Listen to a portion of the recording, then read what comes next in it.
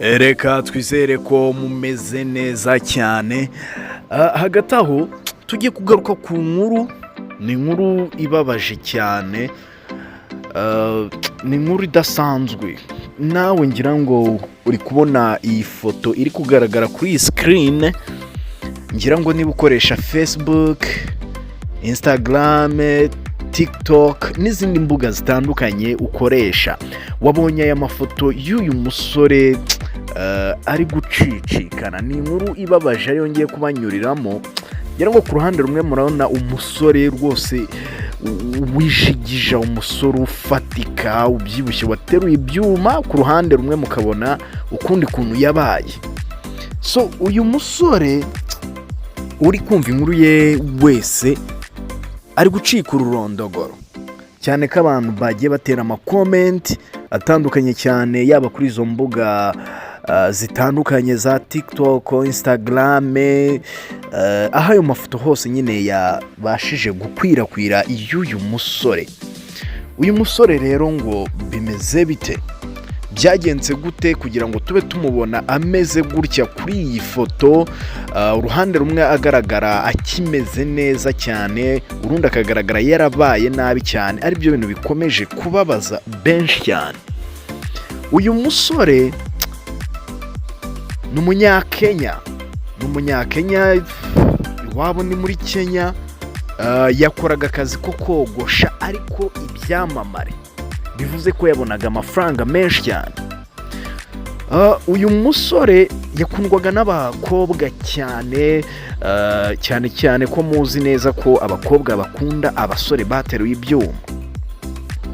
Iyi nkuru rero ukuntu yaje guhinduka mbi kuri uyu musore, yagiye kubona abona umubiri uri kugenda umushiraho, umeze nk'aho ari umunyu uri kuyengera mu mazi. Namwe ngira ngo muri kubibona. So agerageza kujya mu bitaro bitandukanye gushaka ubuvuzi butandukanye hariya mu bice bitandukanye mu gihugu cy'iwabo muri Kenya. Hanyuma mu bitaro bitandukanye bagenda bamwandikira imiti, ariko bakamuha imiti itavura indwara irwaye, ntibabashe kubona indwara arwaye. So n'undi wese iyo ukomeje kuremba ugerageza kuba wajya gushaka ubuvuzi ahantu hakomeye cyane. Iyi nibwo yahawe transfer, cyane ko hariya mu gihugu cya Kenya, buriya ni igihugu kimwe mu bihugu bya hano muri East Africa, mu bihugu biteye imbere mu buvuzi. So nibwo bamunyujije mu byuma kugira ngo barebe indwara afite. Abaganga baje gusanga yararwaye kanseri yo mu gifu. Kanseri yo mu gifu, so guys, niyo yagiye umuzonga, umubiri umushiraho kuriya, asigara ahagaze nk'amagufa gusa. Ni ikintu rero gikomeje kubabaza benshi, bakomeje gutera komenti bavuga ko nta muntu ugomba kwiratana umubiri uko waba umeze kose, ugomba kwiyoroshya, ko isaha n'isaha ibintu bihinduka. Uko waba umeze kose, igikundiro waba ufite icyo ari cyo cyose, ufite umubiri, uri umuntu mwiza, uri umusore mwiza ufatika, uri inkumi nziza y'ikimero, jya wicisha bugufi ku bandi. Niyo story cyangwa se niryo somo uyu musore yasigiye abantu. Nibyo bakiri ari kwitabwa, hari mu bitaro, bari kureba ko bamukorera surgery y'igifu kugira bareke iyo kanseri itamuhitana.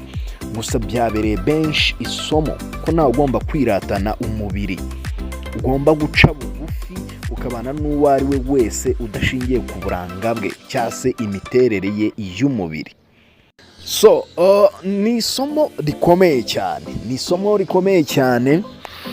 cyane ko uyu musore nawe ubwe yiyandikiye ku mbuga nkoranyambaga ze agira ati, igihe ubuzima bumeze neza, jya ubaho muri iyo minsi, ubeho neza. Niba ukora amafaranga yawe uyarye, ariko nawe ubangamiye, nawe ugiranye nawe ikibazo, ariko umenye ko ejo ubuzima nabwo tena bushobora guhinduka.